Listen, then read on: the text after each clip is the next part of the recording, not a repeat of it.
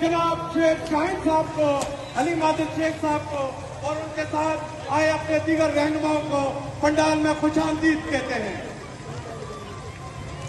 और आज जिस तरह हम बात करते आ रहे थे, आज हमारे मरकजी रहनुमा और हमारे सिंध के सदर ने ये साबित कर दिया कि पाकिस्तान तहरीक इंसाफ है, जहाँ पे लीडर और जहाँ पे वर्कर सब एक बराबर है। और आज वो भी हमारे दरमियान पंडाल में बैठे हुए हैं।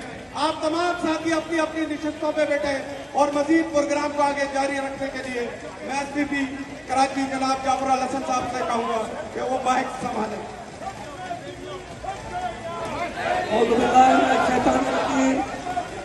बिस्मिल्लाहिर्रहमानिर्रहीम।